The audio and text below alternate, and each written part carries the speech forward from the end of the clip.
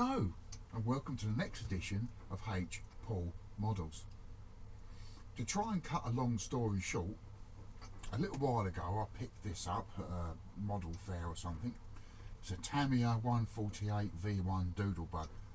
Started building it, sort of lost interest in it because I couldn't think of what to do with it.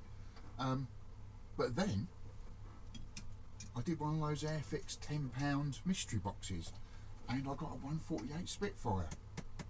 So I thought of recreating this photo. It might be the wrong mark Spitfire, but I'm thinking I don't really care. It's just something to try and aspire to. So let's crack on. Had a bit of a disaster already with the build. The little control wheel there, well, it pinged as soon as I grabbed it with the tweezers. So I've cut a little bit of clear sprue and I've just stuck it in there. So it's something for the detail. So yeah, I shall carry on.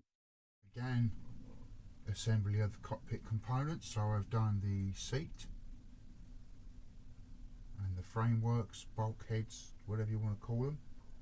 So they're all done. I'm going to give them all a splash of 78 now under the airbrush, and then we can assemble the cockpit to carry on with the build. I'm going to note, I'm not usually a 148 fan. I usually go for 172, mainly because of cost and whatnot. But I'm very impressed with the detail on this. I am very impressed. I'm going to have to do some, once it's 78, you have to do some little detail painting, I think, because it's lovely.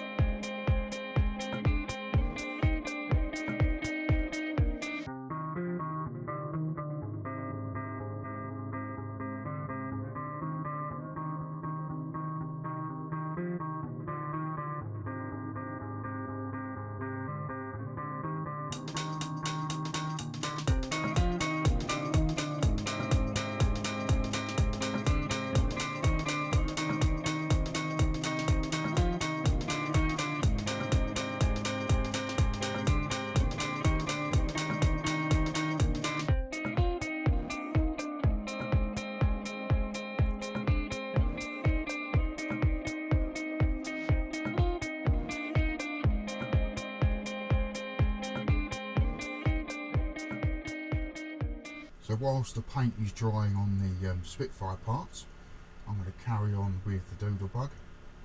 So all I've got to do is fit the intake. I think that's about it. Doesn't seem to be anything else I need to do. These parts are for the trolley, which I won't be using. So yeah, I'll just carry on with those bits. So I'll get my brush and paint the vent a nice metallic colour.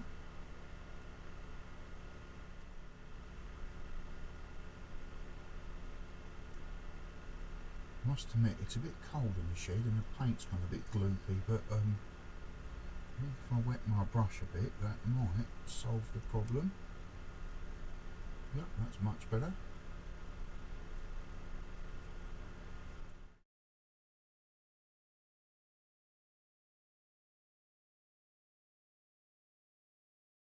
And that's the effect I'm hoping for once the model is painted, a nice glow from the rocket motor.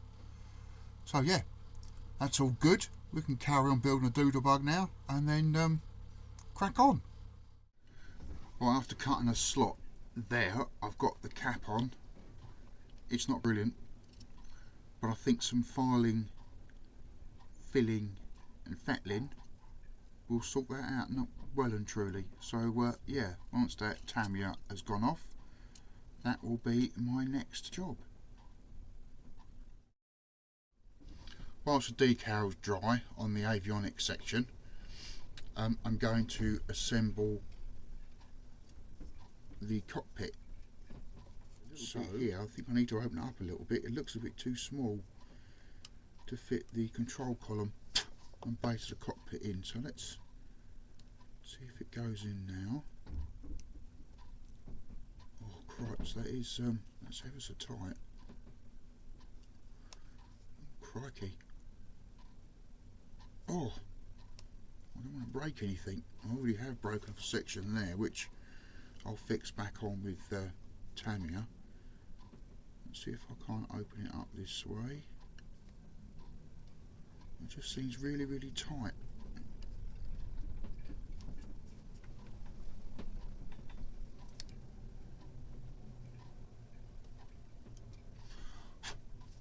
Let's try that now. Oh cripes, that is very, very tight. Oh, there we go, it's in. Right. Push it up as far as it goes, which I believe is there. I'm not going to glue it just yet because I've got to put the decal, the avionics package in. So that bit's in. Let's turn the instructions around.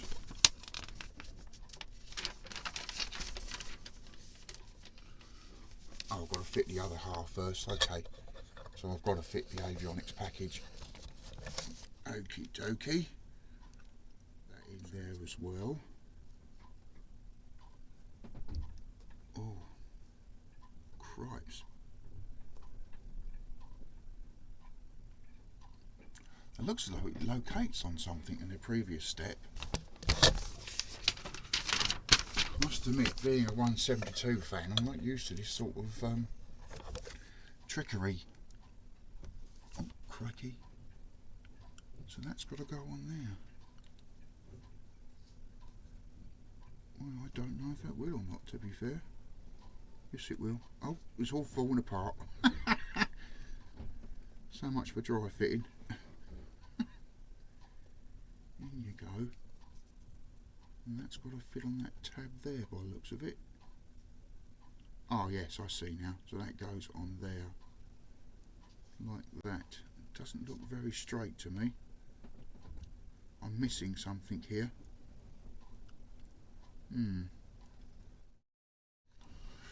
After much fettling, fidgeting and foul language, it's in. Oh my goodness, that was, well, a journey. If I can call it that. Gordon Bennett, it just wouldn't go in it. Well, that's 20 minutes of my life I'm never going to get back. Anyway, let's carry on. So this bit apparently goes on that away, in there. I'm just going to dry fit these now because of the aggro that I've just had. So that goes in there like that. Okay, I think I might use some Revel for this bit.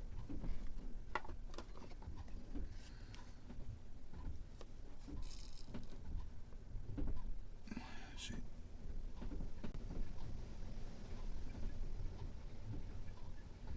Just around the edges and then drop that in and square it up. Like that. And the Rebel hopefully will grab it. Oh, crikey. Oh. Things are definitely a miss at the moment. Oh, I've got it upside down. Silly arse. Oh, pardon my French. Right, that's it. That's in. Just let that go off.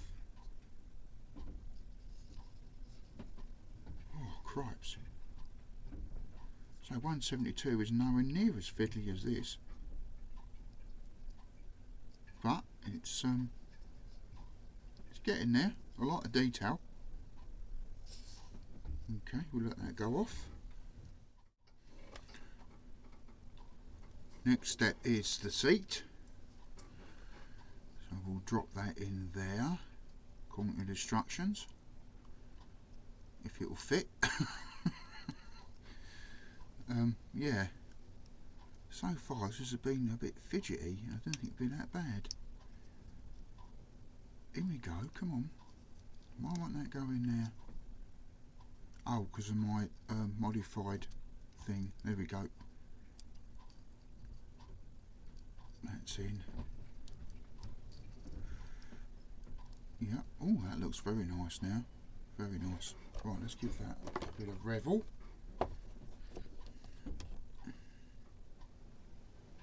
Revel, I mean Tamiya. Just secure that.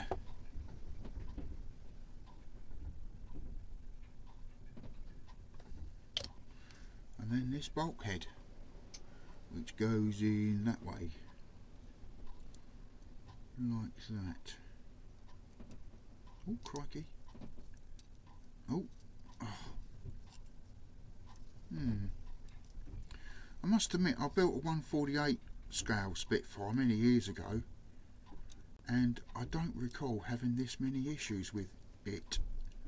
It went together rather well, so I'm beginning to wonder if this is why it was a £10 mystery box plane, because 148s usually go for £20 or more. So yeah, I'm wondering. As I said earlier, because of the cost, I tend to stick with 172. But yeah, it's let that go off. It looks alright, it's not too bad. Yeah. The cockpit is done. All I've got to do now is, once this arm is dry, pull the control column into his hand. I don't know if that's my fault or if it's a moulding fault. I've had to straighten his arm out as best I can by warming it without breaking it, and then I'm going to try and put the control column into his hand. It's I don't know what the word is, semantics, don't know. Anyway, yeah, I want the control column in his hand. Otherwise, you know, I've got his other hand on the piece I made earlier in the build. But yeah, I want his hand on the control column. Fussy old sod, don't I? Right, on this build I'm having the cockpit shut and closed. So according to instructions, I've got to cut this bit off, which is doesn't look to be that. Oh, it is that easy. There it goes. Oh, nice. Bring the fuselage halves together. Back to the pilot first of all. I got his hand as close as I could to the control column. It's not brilliant, but that'll do. He's using the force, shall we say. So, usual trick for joining fuselage halves together. Make sure we've got glue coming out of it. That's it. And fill each one of these little pots up first,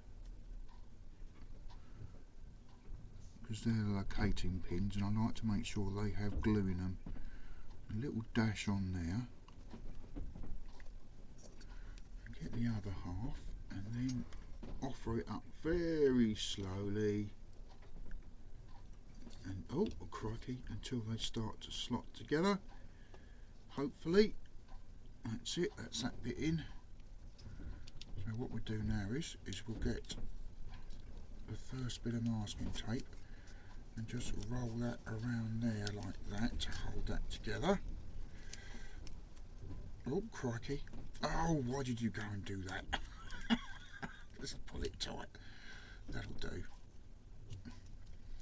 And then we'll do the next piece. Squeeze it together. Nice fit there.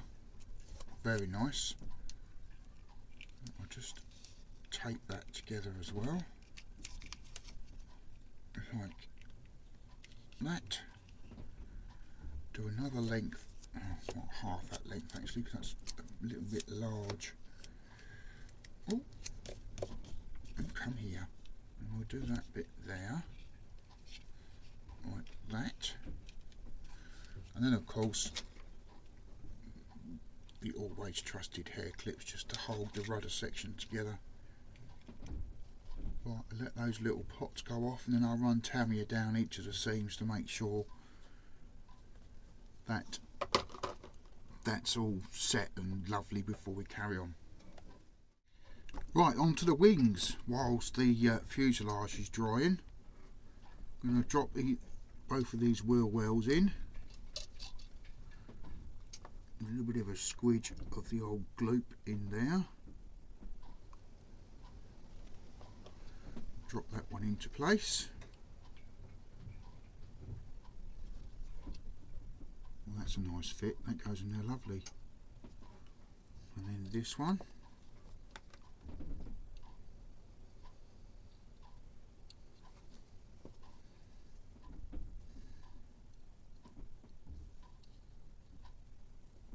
fits in there beautifully, both of them do. Right, okay, let's see if I can curse myself. That seems to want to go in there, and it does. Right, okay. And just a little bit on there and a little bit on there. I'm not going to over glue it. Just like that. And then stick that bit in there. Nice little fit.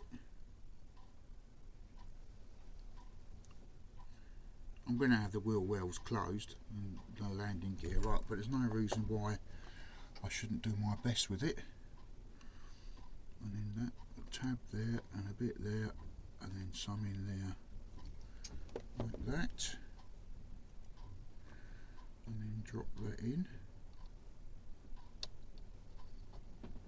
There we go, that's in.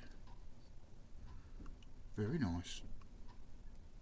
Skipping forward a bit on the instructions, I've got to fit the motor and wire that through the bottom of the wing. So I'm going to use this navigational light as my route for the wiring. So I've got to fit the motor. Now this part here, D7, is supposed to have a cap on it with the propeller shaft going through for the kit. Well, I'm not going to do that. I'm going to stick that motor in there. So with a little tiny bit of super glue, oh crikey, he says, and a great lump of it come out. Oh dear, it must be in the cap for ages. Still, it'll do what I want it to do. Come on. Oh crikey, way too much. I'm going to very carefully, so as not to glue the motor out of action. Oh cripes. This may not end well. Come on, that's it. I'm going to put a little bit around there, like that, and oh, hope that it doesn't stick to the motor shaft.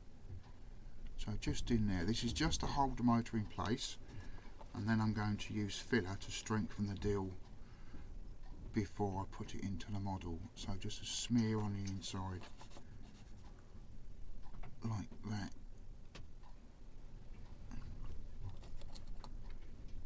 It's gone a bit gloopy, but it's okay. Put a little bit in there, just around there, like that. Then we get our motor,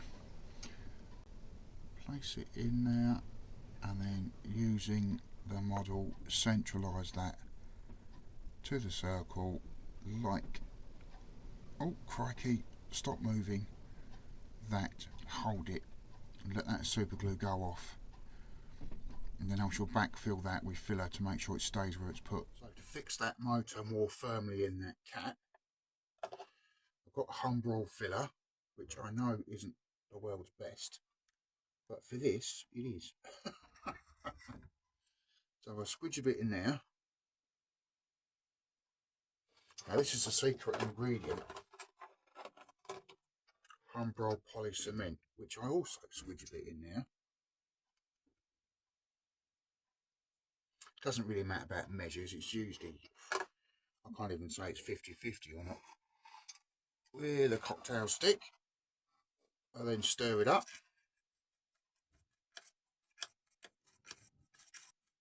And it turns into rather a useful paste. It's very, very good for doing this sort of job. So I'll get hold of the motor and the cap, and then very gently lay it into, oops, and it will go off just as hard as poly cement usually does, as the yeah, the Hornby cement usually does, and it will just hold the motor in place.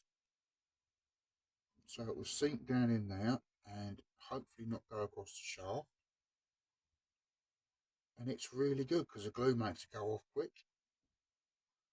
And I find this is a really good method for holding models or motors in models. And once it's dry, you can file it and do whatever you want to it. But you would do normal filler. There you go, it's already starting to cure, it's going stiff, see? So I can just shape that as I want now once it's dried. And because it's a gloopy, it will hopefully go down that crease and just seal the deal like that. Off rather well. That's in there, not going anywhere, jolly good. So let's thread the wires through. Hopefully it'll be a simple job. Yeah, easy. So thread them in there. Oh, crikey. Oh, I said simple job. I cursed myself, didn't I? And twist the wires together and then give them a poke. Oh.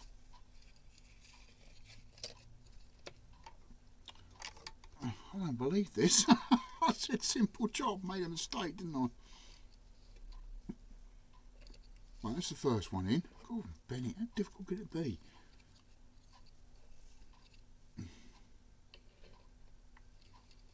That's the second one in. So that should fit nicely in there, I hope. Yes, beautifully. So let's get that glued in first, so there's no mishaps. What I'm going to do is I'm going to use the wires to keep that in place, hopefully. I'll wrap them around there because the wires will flex and move it otherwise. So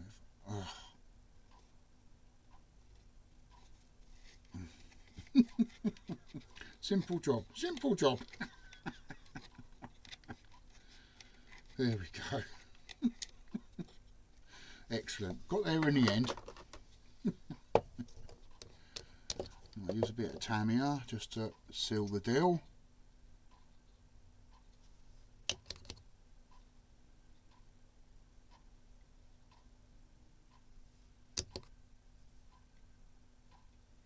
I must admit, I've not put a motor in a 148 before, so this is going to be interesting.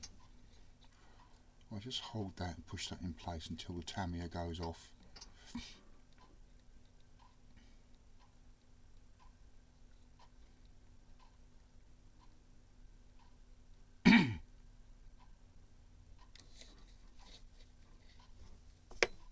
Right, the motor's set in. So I'll unwrap those wires now and thread them through the wings. Simple job, remember? There we go. And then we'll see how they lay in there before I commit to gluing, I think.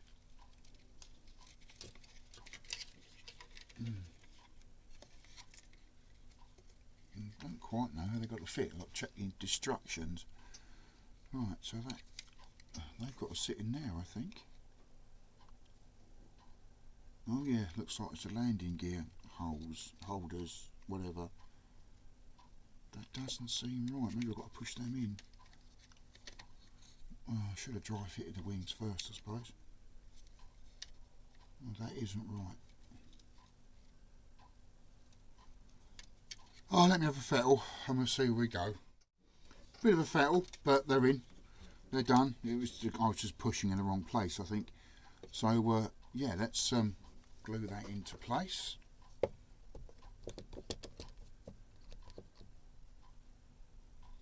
Nice bit of Tamiya down there, I think. And all the hair clips hold it in position. That side just doesn't seem to want to make for it. I should get the wing roots done and I can clamp the fuselage. It seems to be doing exactly what the Mark 1A done. Their 172 scale Spitfire, it doesn't seem to want to fit that well. but it's there and it's going on. So if I do one side then t'other, hopefully that will sit nicely against the fuselage and there'll be no problems. So I'm going to let that side dry, then I'll do the other side and then do the back. Whilst the wings are drying onto the fuselage, which I've taped and clamped, I'm fitting the tail plane, and it's not particularly good, to be honest.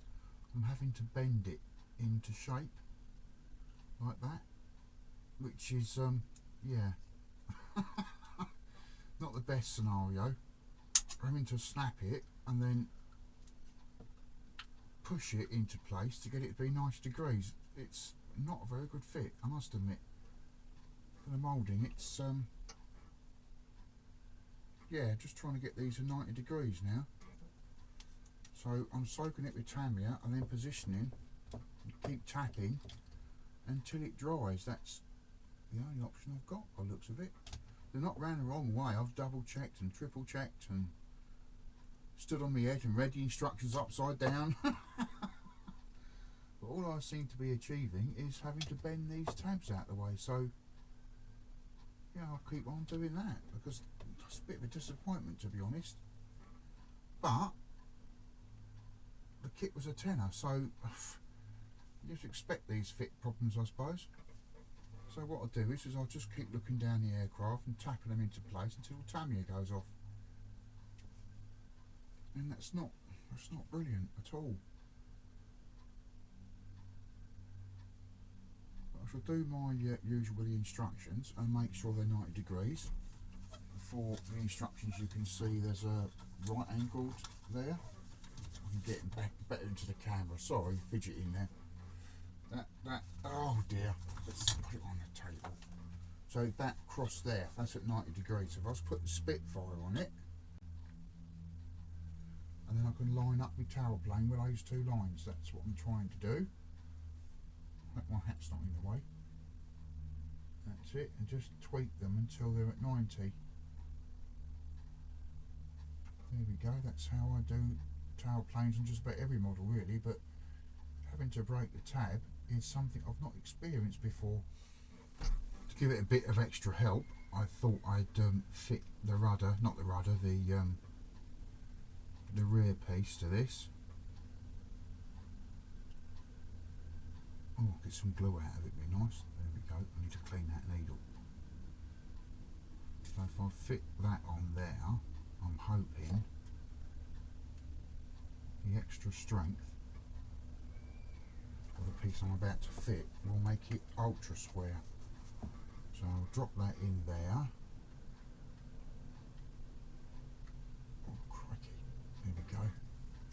Drop that in there like that.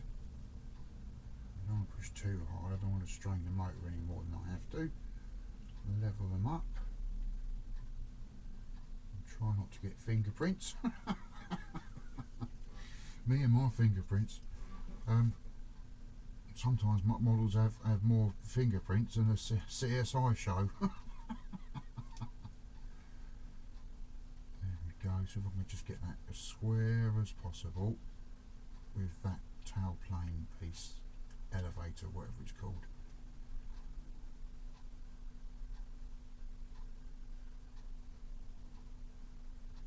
I think that's the best I'm going to get it with what I've got, so we'll just do that.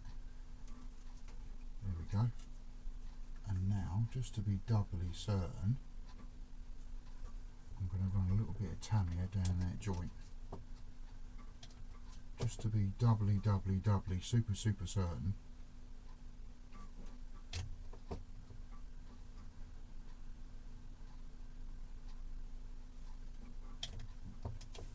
Probably a bit too much glue, but I'd rather have too much than not enough. And that looks to be not too bad at all. Hair clips on there to get them to be ultra level. Hold it all in place, and I'm going to leave that now to really settle. and glue. I think that's the best I'm going to get it. In fact, I might put one there, get another one and clamp that there as well. That's a better idea. Just to make sure that's got everything it needs to go off and look not too bad. Yeah, I said, a bit disappointing, but it's on, it's done. We'll get there in the end.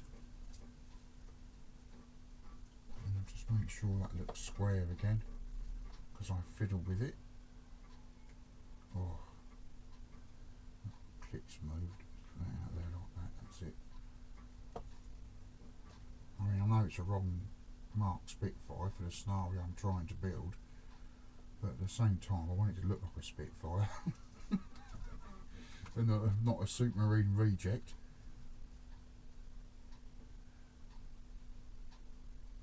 There we go. I'm going to leave that to set now.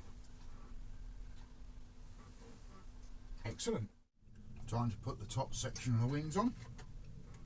Everything's sort of dried and it's very good. It's all fitted together nicely. Might be a little need for filler in there, but again, that's not anything drastic. So, using the old Revel, let's get these wings together. So I'm just going to run a bead around the flat edges of these wings.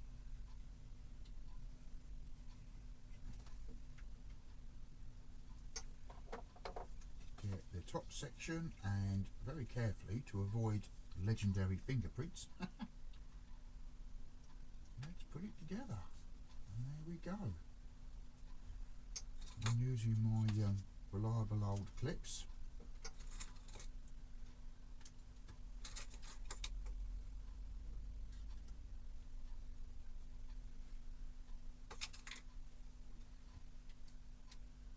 Keep the gappage down. That's one wing on. While I'm waiting for that wing to dry, might as well put the rudder in place.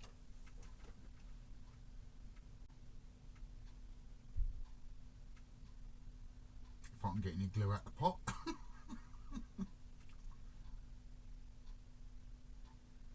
Oh, I think after several years this pot's starting to run out.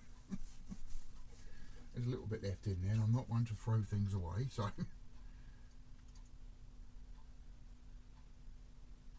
I don't believe it. There we go. There we go. A little dribble down there and down there. And I forgot the bit that goes in the middle there to secure that, so I'll quickly cut that off. Right, Mr. Model, there's going to be fluent Anglo-Saxon any second if you don't go in that hole. Oh, crikey.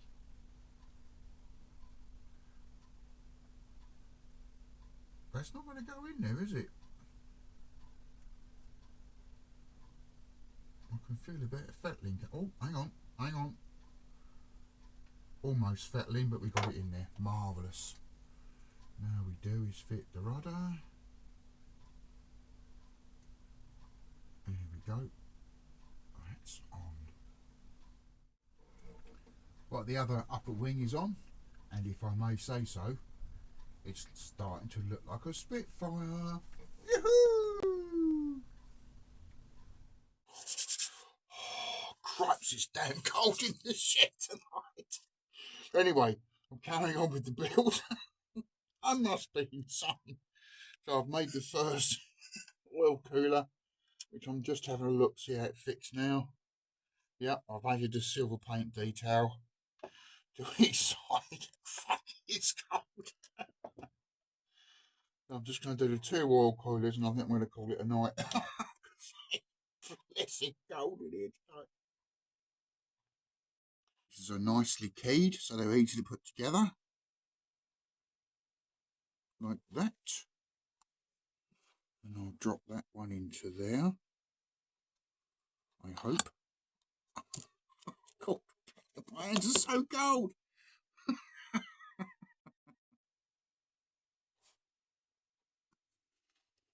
I've never been so cold. Oh, cripes. Funny. Oh, there we go. Get that one in there. Give them 5 minutes to dry, and then I shall apply a little coat of silver metallic finish. So fit in the second oil cooler on. Drop it into place. It does fit rather nicely, I must admit. The first one definitely did. Yeah, that's rather a good fit, that. The old legendary Tamiya extra thin. Just along the edges like that. And along that edge.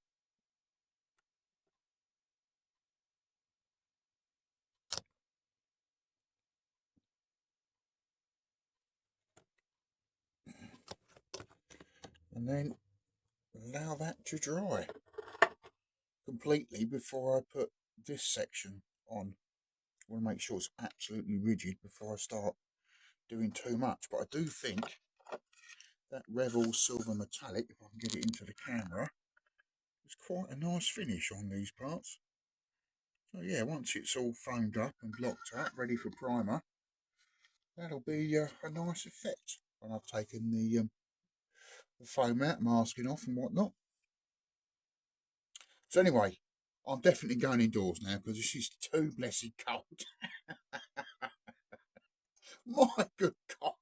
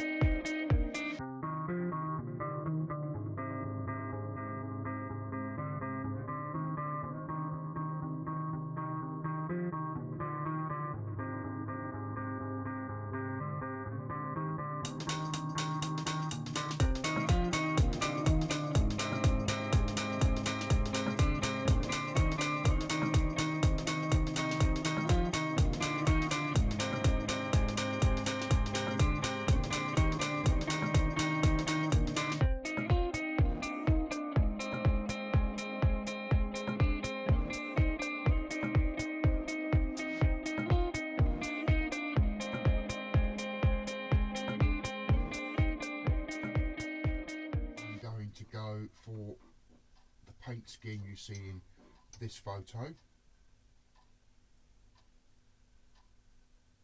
So here we go, Humbrol 65.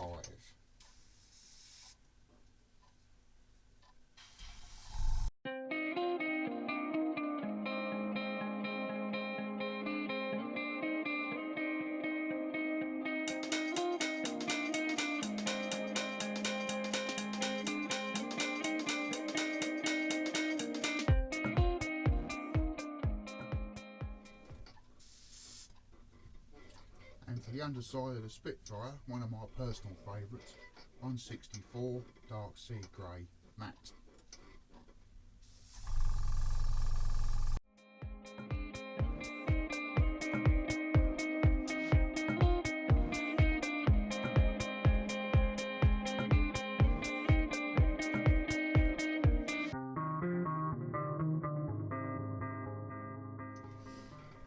And then both models go in front of my USB fan for a little bit of drying time. I've decided to go for the classic 29 and 30 paint mix with Humbrol paints. So here we go.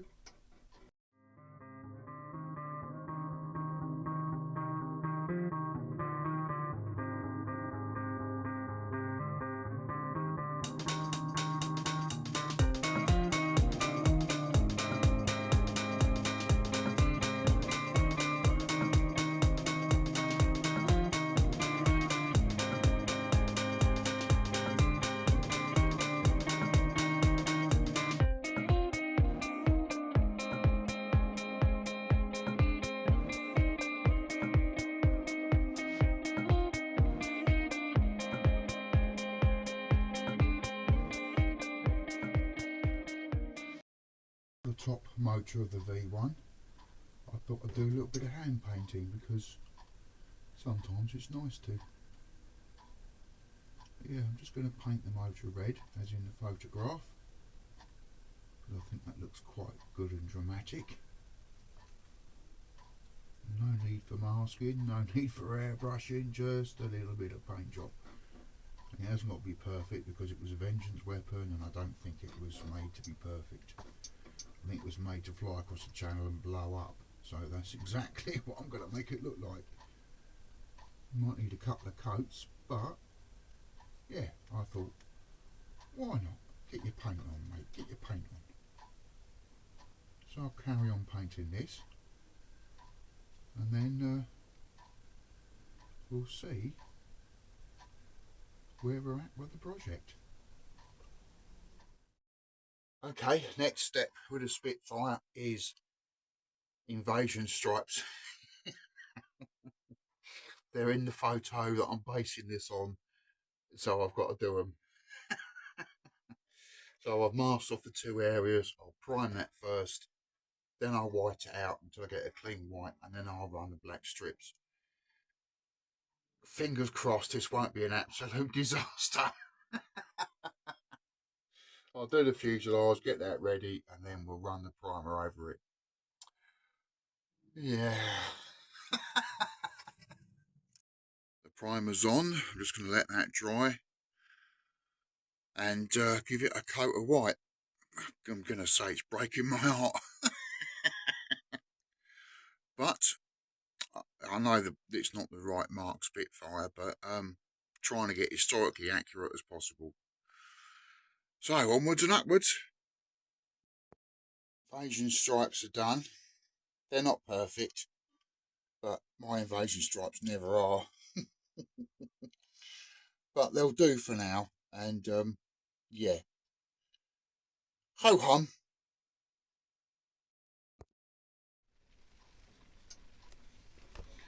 Back to the V1.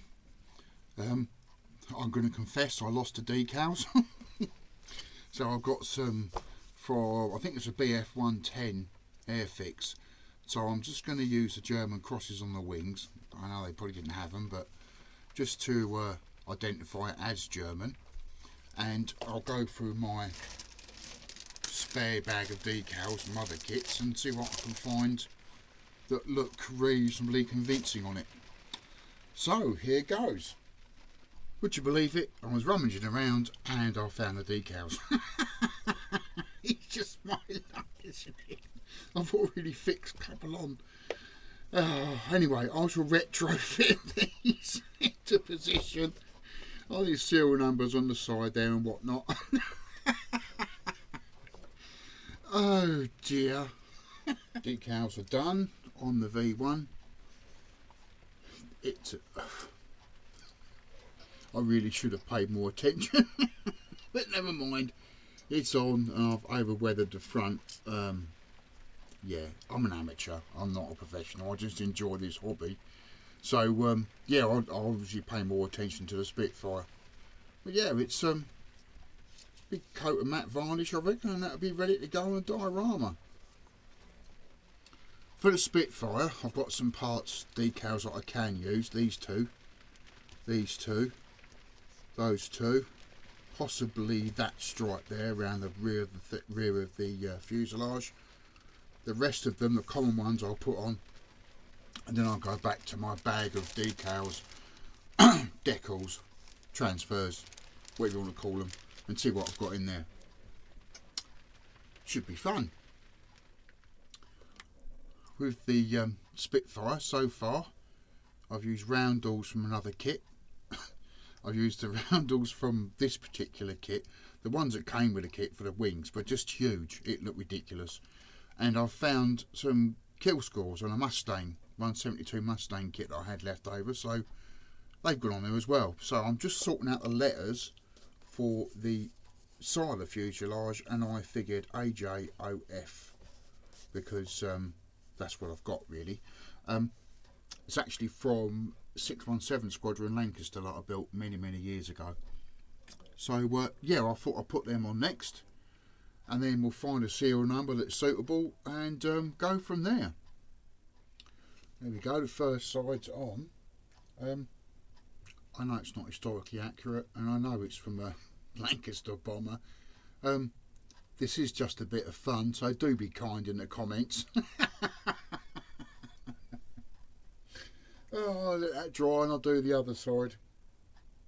Spitfire and the V1 are now done, ready for the diorama base. So I'll move them to one side somewhere safe where they're not going to get damaged, whatever. And I've got this for the base. Now this was going to be for the Sheffield, but then I found that long white one. So I'm going to flip it over and stick the aircraft into this. Aircraft models, whatever. So, Spitfire being the lower aircraft, I've got to work out where I'm going to put that. So I think if I put it like that, gives me a little bit more space. So I want that into the diorama base like that. So if I can find my pencil, oh dear, that'll do. I want to drill a hole around about there for the Spitfire to go through, and then holding the V1 next to it like that. I think you're getting the idea now. So I'll just gently lower the Spitfire down and then mark that one, and I'll drill a hole around about there. So I'm going to get a drill bit that's slightly, and I mean slightly thinner than this plastic tubing. The idea being I can push it through and then glue it and it's not going to move. Once they're in position, I can then paint the sky scene, add some clouds around the metal rods, plastic rods even, and hopefully it won't take too long. Then I can put it on its side, wire it all up. Job's a good one. So I'll crack on with that. So the holes are drilled, and that's really quite tight. I can just about barely spin that. So that's good. That'll hold the model up, and I'll just put a little bit of filler or whatever around the base when the models are on the board to hold them steady. Maybe a line or something there just to make sure they're nice and stiff. So next thing, paint this like a green, meadowy, bluey, seedy colour, and then we can start the first fit wiring, I suppose. Mount the batteries, the switch. Mount the batteries, the switch, and whatnot, and then yeah, put the models on.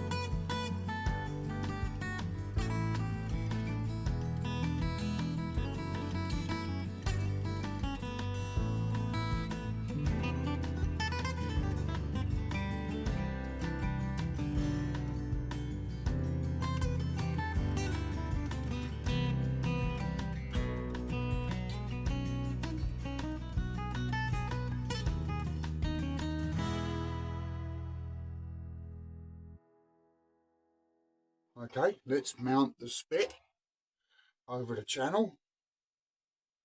So very carefully going to thread the wires through, if I can.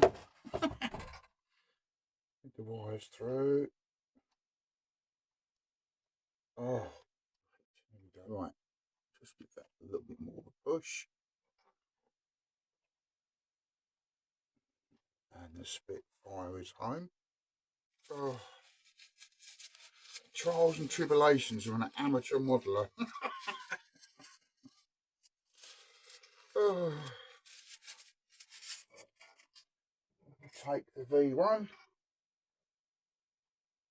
Now, if I've done this right, which is, well, questionable, that should go in there and look like it's just been flicked. Oh, crikey. Uh-oh. In you go. Oh, that wing's just broken. This is why I try and empty the holes out a bit. Clearly hasn't worked this time. I can fix it. It's just annoying. All the way through. That's it. Pushing back a little bit. Oh, come on. Might have to get the old super glue out for this. Super glue. Oh dear. Let me fix this wing and then we'll do the final reveal. Oops.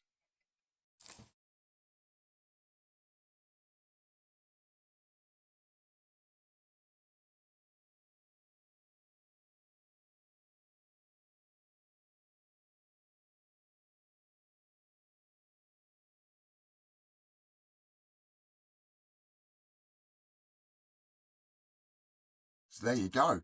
My version, Spitfire versus V1.